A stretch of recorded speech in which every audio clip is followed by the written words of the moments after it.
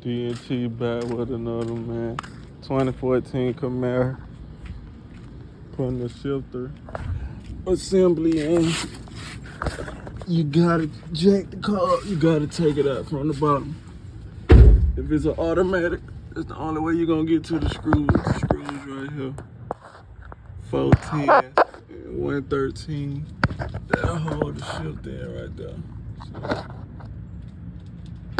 you gotta do it from the bottom. You can't get them from the top.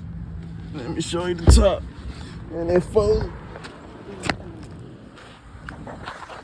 7s up top to take it out. And 4 10s at the bottom. See, 1, 2, 3, 4, or 932. Then it lifts straight up.